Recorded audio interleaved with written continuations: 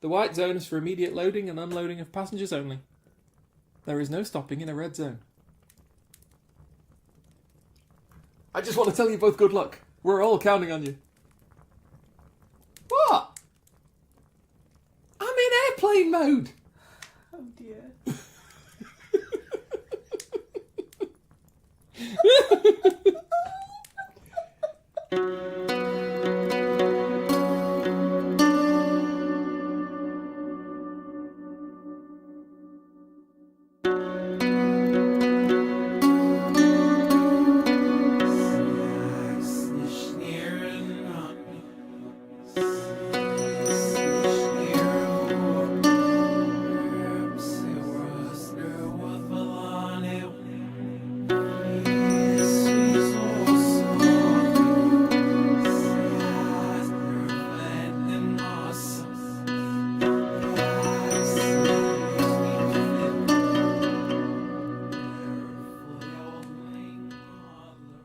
Coffee this morning. I can hear that. Yes. And very nice it was too. I'm definitely hearing the coffee. Yeah. Yeah. Now what I need... You weren't planning on driving any time in the next 3 weeks, were you? Well, nowhere, not very far. Okay. Actually, for the benefit of the tape, I do now want to stress there is nothing in this coffee apart from coffee. And hot water. And hot water. And copious amounts of sugar. Just sugar. Just sugar? Nothing alcoholic. What? I've got to drive later. Who are you and what have you done with my life? I've got to drive later. If I didn't have to drive, I'd be absolutely whammed by now. Yeah, good point. What is it?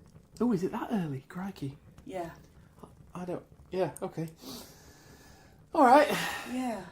That was thought-provoking. It was. Not as thought-provoking as we're about to go with episode 46 of Frithcast. Lovely listeners, squidging round the virtual campfire. Squid, squid, squid, squid. Pull up a log, settle in, Log, log, warm log, your log. knees, grab a coffee, grab a bun, do your thing. It's time for Frithcast number 46. We've done the music, haven't we? So we did don't need to do the music again. Yeah, no, we're good for that bit. We're just reminding. We're just recapping. It's episode 46.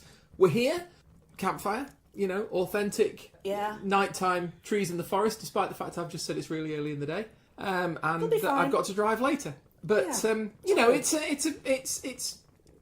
still virtual, mental headspace campfire thing. Yeah. Chilly out space. So welcome to episode 46 of Frithcast. I'm Suzanne Martin. I'm a UK ambassador for TAC, which is the Asatru community. And I'm Kate, and I'm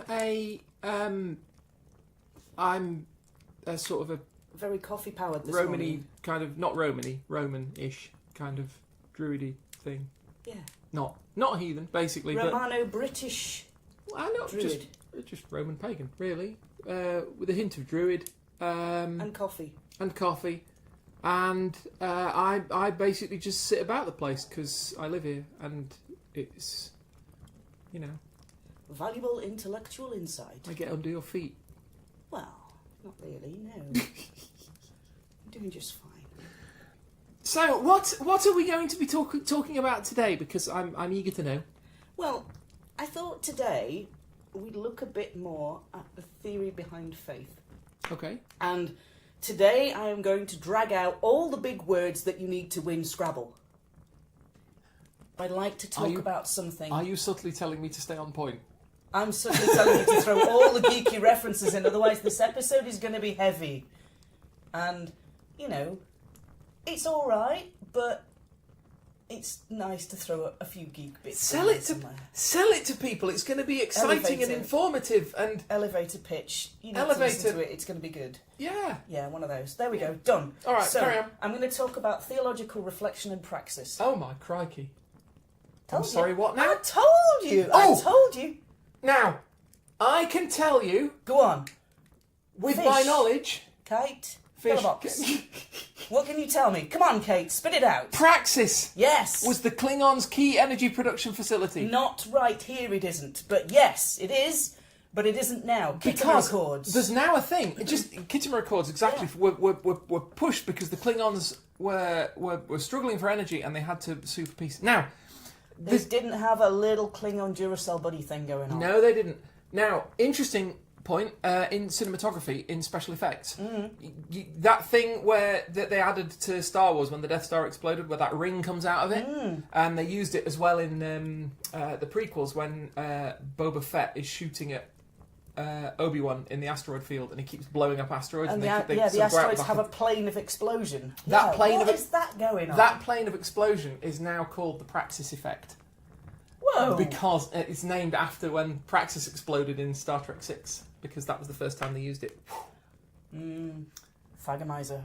The Thagomizer, exactly. Yes. It's one of those, isn't it? Mm. So I'm going to talk today a little bit about theological reflection, its application in modern heathenry, and praxis. And if you have no idea what I'm talking about, don't worry. You're going to rescue us all from our... I was going to say ignorance. I don't want to call our listeners ignorance. No. Ignorance. I don't want to call them ignorance. No. Ignorance incarnate. No. No. No. Because, they're all kind of smart folks, They really. might be sitting there going, I know exactly what praxis is. Yeah. I ain't. No. It took me a while to get my head around it. Okay. But to be fair, theological reflection is probably something that a lot of people of faith already do. Okay. And it is looking at... If you take it down to like one sentence, it's looking at your life and interpreting the things in that life through your faith, through like a lens of your faith, through having faith glasses on, and you're seeing things through that faith in your life. Kind of like beer goggles, but different. Yeah. Okay. Faith goggles. Faith goggles.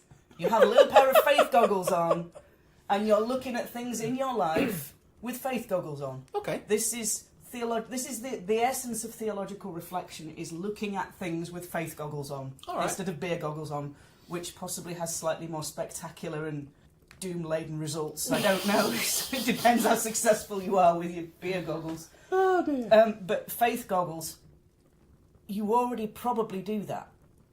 If you've ever, as a heathen, looked and seen something that you interpret as a sign from the gods. Okay. If you see two black birds and you think, whoa, and it becomes a little moment of connection for you, a little moment of inspiration, a little moment of, ooh.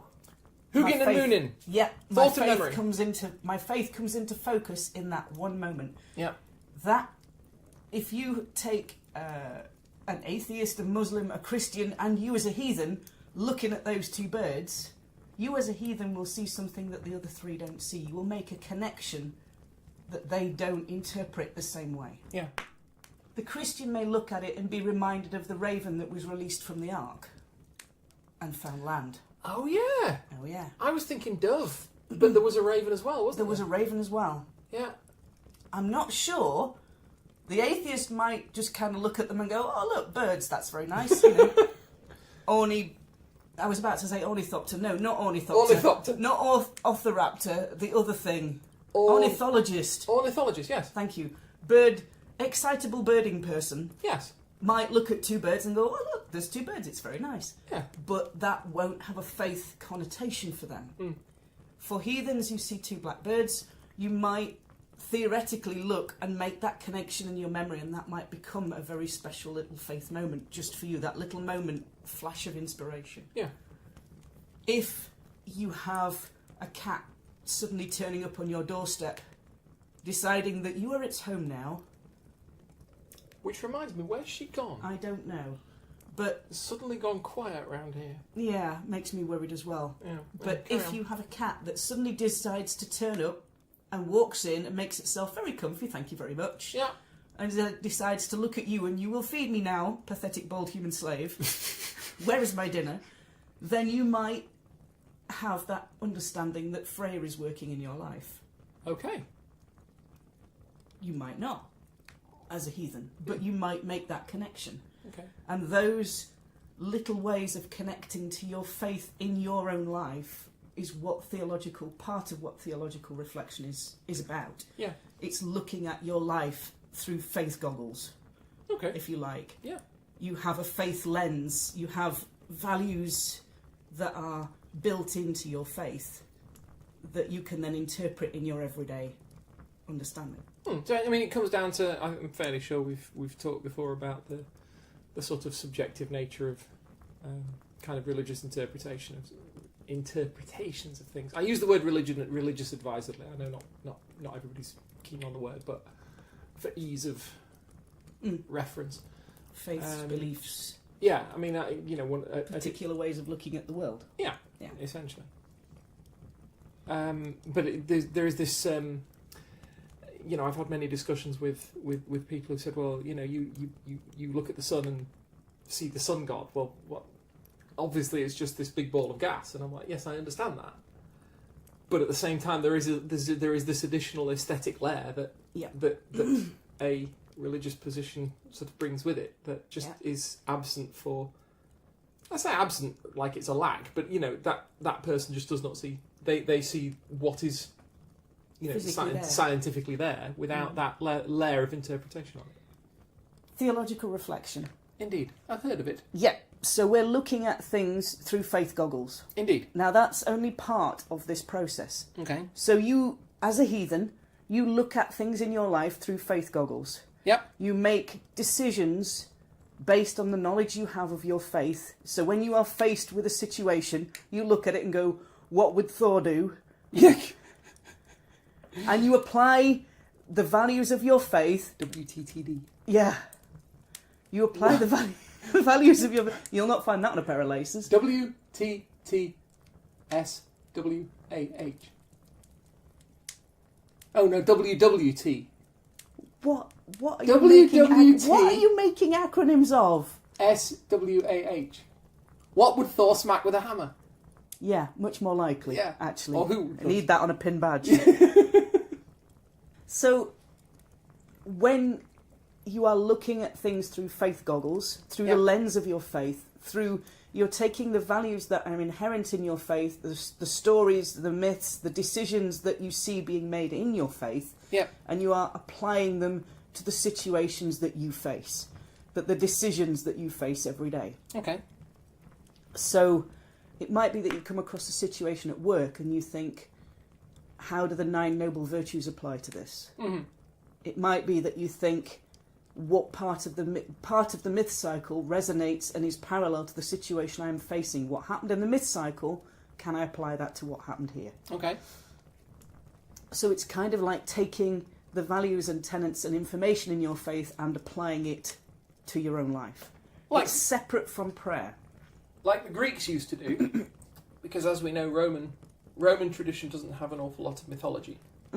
It's mostly about relationships and transactions and dynamics, that sort of thing. But it doesn't have the sort of wealth of story that the Greek tradition has. Yeah. Even though the two have become, largely meshed together, and we now think of Greco-Roman or Romano-Greek or whatever. Yeah.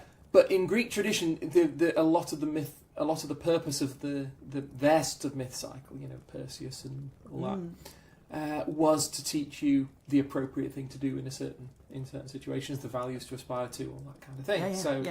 Exactly. They would be doing the same thing that you're talking about. Yeah. So that, in essence, what you're already doing is a very short version of theological reflection. So what I want to do is look at that decision-making process that you go through as a heathen when you are looking at a situation or a decision and you apply faith instinctively to it. Yeah. You are applying that information instinctively to it.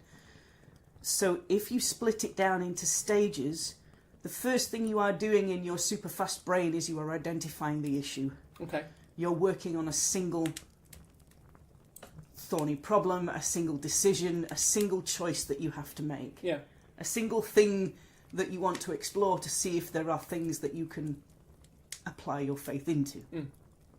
Step 1, identify the issue. Indeed. Step 2, Step 3, profit. I'm getting an underpants theme here. Are you? Excellent. My work here is done. Bit of a motif going on. So your second part of that process, the second step that your brain will probably partly do automatically, and you're thinking, well, if I'm doing it automatically, why do I need to learn the theory? It's because if you can bring this into conscious thought and do each step in turn, it becomes more focused. You give yourself time and space to put more things into that decision-making process.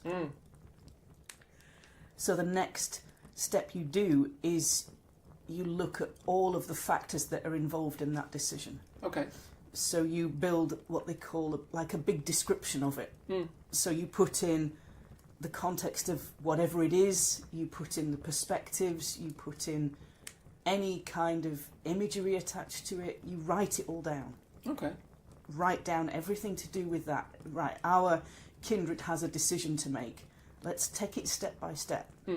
So let's write down all the considerations we've got about what's happening.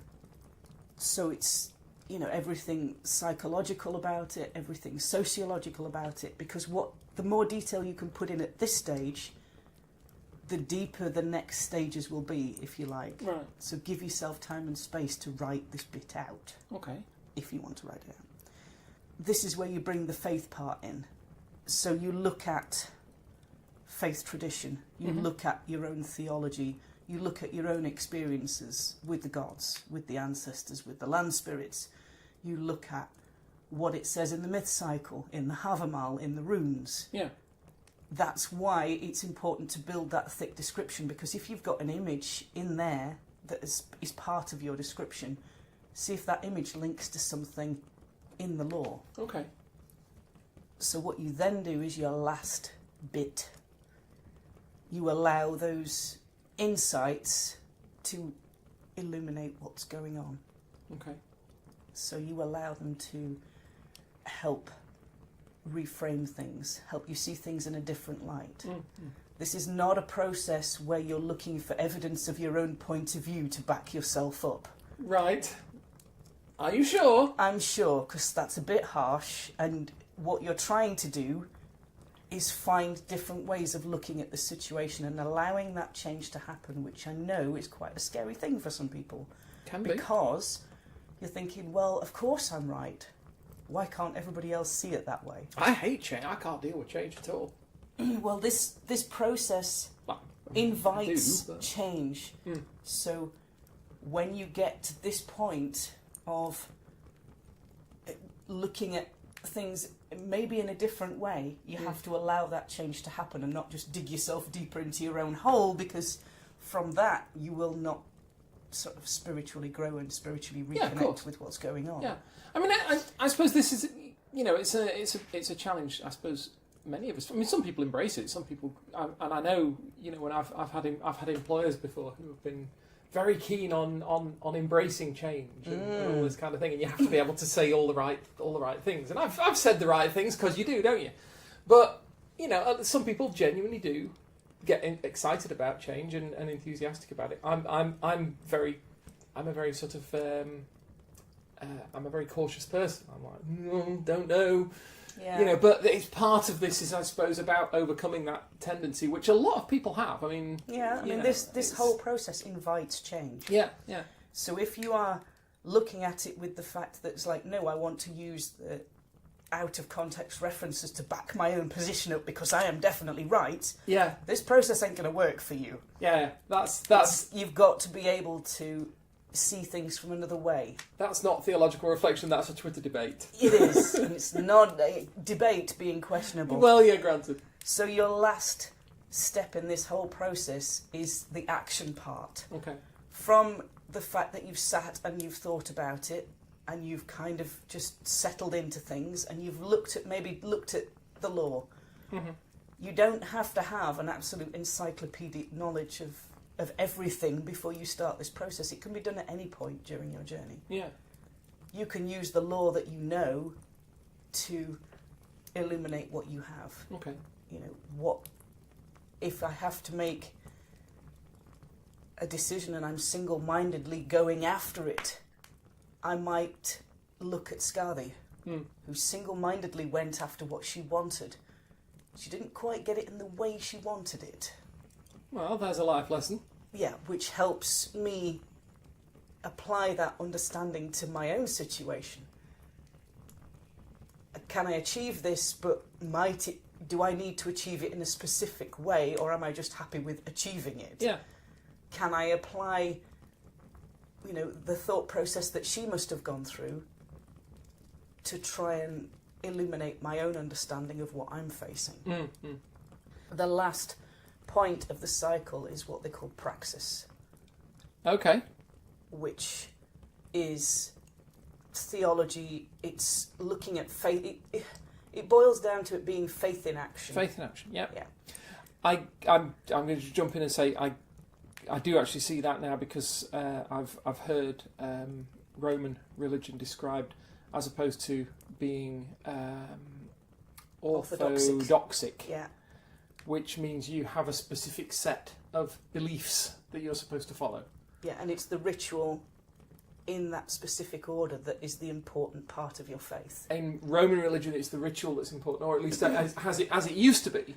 Catholic faith is the same. Catholic faith, I suppose, is somewhat orthopraxic, because it is the action of the physical action of manifesting your faith is important. Yes. I can't speak for Catholicism. I know there is a lot of ritual in Catholicism in comparison to other Christian traditions, yes, but I can speak for high ritual Christianity. I can speak for Roman paganism, and that was certainly back then was very, very. I mean, I'm not a ritualistic person myself by any stretch, but certainly back then it was about doing the proper forms. Yes. In order you said to the keep proper words at the proper time by the proper people. With the proper big knives. With the proper big balls, knives. and off you go. Yeah, and that was what kept the gods on side and held where they should the be. Pax Deorum. Yes, yeah. So for me, heathenism is orthopractic. It's faith practically applied after considering the circumstances. Okay. And being able to look at praxis, which is faith in action, if you like. It's being able to look at a situation and go, how does my faith impact my decision, and what considerations do I put in place to say this is the right action I need to take in this particular circumstance? Yeah. Praxis is a strange word. It's an odd word to spell. It's an unfamiliar one. Yeah, and it's an unfamiliar one, but it essentially means faith through action, or faith, right action after consideration of faith. Yeah. And lots of faith traditions use theological reflection and praxis. Christianity, there's probably the most understanding of application of theological reflection. But you also have it in Islam. I was going to say, I would imagine the Abrahamic faiths as a whole, Oh, very because strong. they have a very reflection. A very rich theological tradition in terms of the sort of scholarly analysis of all this kind of which thing. admittedly modern heathenism is lacking in the depths of, but to be able to take the understanding of what theological reflection is and apply it to modern heathenism will start building up those faith traditions. And you might think, well, why should we adopt this? It's been adopted all over the place. Well, it's a mechanism. It's a mechanism for decision making, and it's been used everywhere from teachers in schools to the national decision making model in police forces. Okay. So it can be used in any kind of context, faith based or not. Because you're looking at a repeatable cycle. Yeah. I mean, from what you're describing, so we've got identifying the issue. Yeah. We've got the building of the detailed description of what the issue Yeah. is and the aspects of the issue.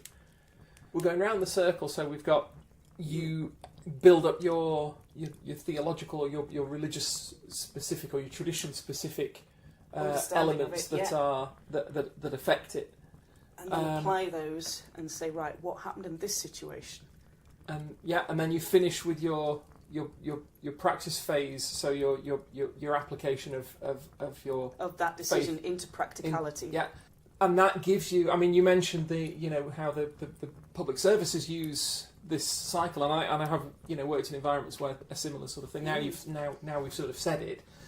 I'm recognising the cycle that we're basically playing with, and you end up with, once you've completed your faith in action, or you've completed your strategy or whatever, then you are back to stage one, a situation But you have a new situation. But it's changed, so Yeah. now you can reanalyse it, go through the whole cycle again, Oh yeah. and we end up with a... Yeah. You end up with a repeating spiral, if you like. Mm. You end up at the same point in the circle, but not at the same starting point. And if there's one thing I know about heathenry, it loves its cycles. We love me some cycles. It's what we do. Things go in cycles. Cyclical time. It's probably quite a tricky one to get your head around. One of the things that can help is a reflective journal. Okay. And it's not as complicated as it sounds. It can be listing something that happened and then saying, how did that make you feel? How did you feel about it? What kind of things in the myth cycle, or what kind of things in the Havamal or the runes did it remind you of? Yeah. Write them down. The next time something happens, write it down and say, this was the situation, it reminded me of this. Because every time you do that, you get used to reflecting on your faith in your life, and eventually it becomes a regular practice. Yeah. It becomes part of your faith tradition alongside prayer, alongside ritual. It becomes part of helping you get a deeper understanding out of your faith. And the more that you do theological reflection, the more that you do reflection, the deeper that you go with it. The more things, the more connections that you see, the more questions you pull out. If you've ever studied the runes, I've studied them for quite a while, and they bring out more questions than answers every dratted time. Yeah. They're like, hang on a minute, doesn't that connect to that? And if that connects to that, then maybe this... Oh, there you go. Oh, I get it now. But the next time I look at the same rune, I'll start at that point and go deeper into it. And the next time I look at that rune, I'll start at the next little point of inset and go deeper into it. So it's an ongoing, deepening understanding of faith. Theological reflection is a way to deepen your faith. Okay. It's a tool that you can use to connect things, to keep your faith in your conscious awareness all the time. Maybe you do. Maybe going from the car to the supermarket, you're putting a little prayer down, or you're saying hello to the land spirits. Maybe you're not. Maybe for you, prayer happens in ritual time, and between times you just want to put your hammer on and live the best life you can do. Yeah. Cannot tell you how to heathen.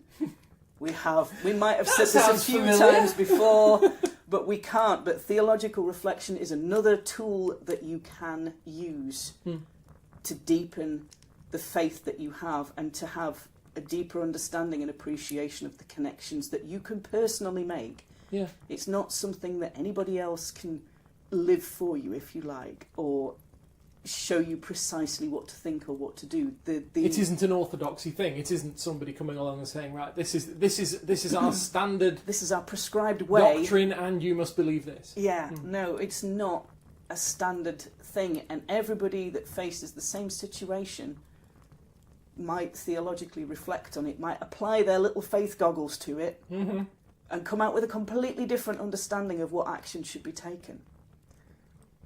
Do it. Get on with it and see where it goes. I mean, that's only the same as anybody facing a situation. I mean, any group of people Yeah. facing any situation will look at it and according Apply to their their own life values, values yeah. and their experiences and memories and so on, and their instinctive reactions, conditioned reactions, whatever.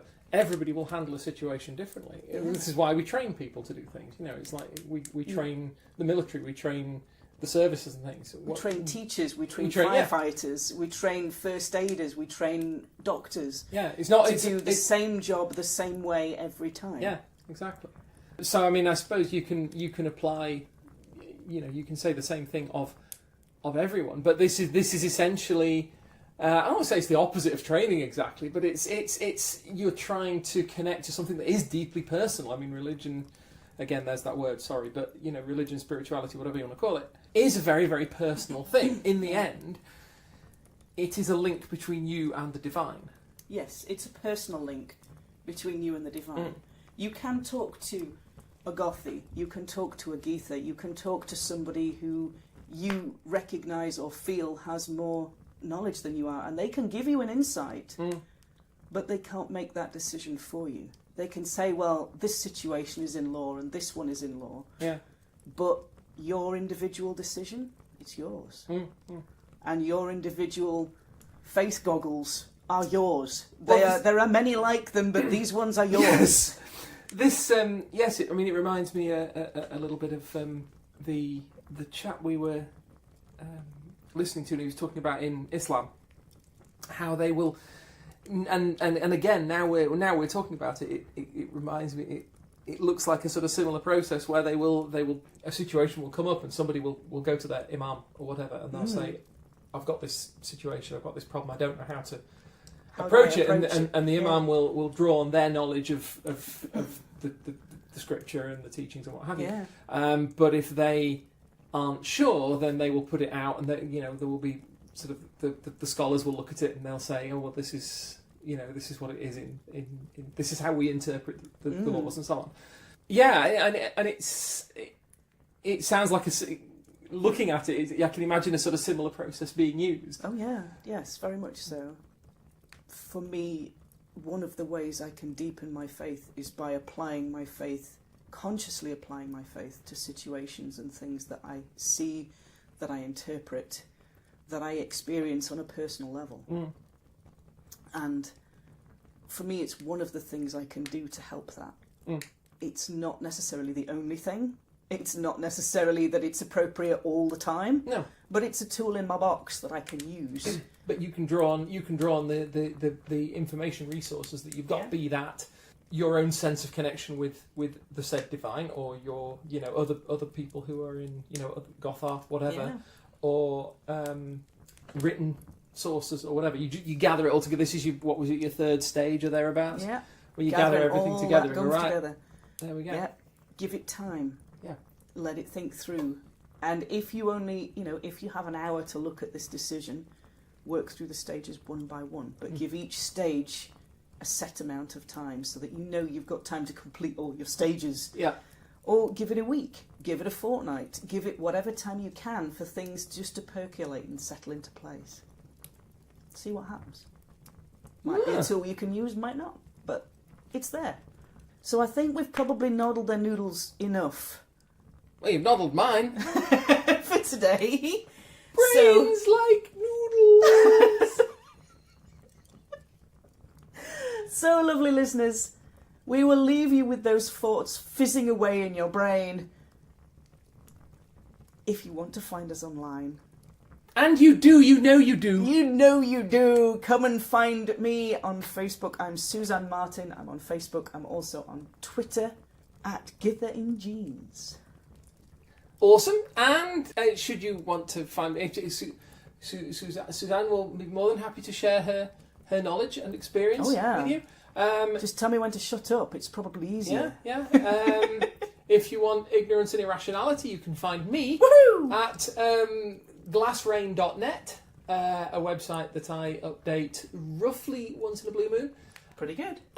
Occasionally. Or you can find me on Twitter and Facebook as Kate Coldwind. Yeah, I think that's about it, really. Lovely. Well, lovely listeners, we've come to the end. I don't do anything, by the way. I don't like episode. There's nothing creative or anything. I'm just there. Okay, so it's all good. Yeah. All right. Lovely listeners, we've come to the end of today's episode. So we will talk to you all next time. Episode 47. 47. Oh, that's an important one. Well, that's 48's going to be funnier. Well, 47's the magic Star Trek number. Is it? Yeah. Oh, we best throw some Trekkie references into that one. You look at Star Trek, and the number 47 appears. Anytime there's a number, it's usually 47. Okay. Also from the old series Alias. Why am I... The old series Alias. It was only a year or two ago. I'm not that old. Mm-hmm. Okay. Alias had a lot of 47s in it as well. I'm sorry, were you saying something? No. Okay. Talk to you all next time, lovely listeners. Bye-bye. Bye.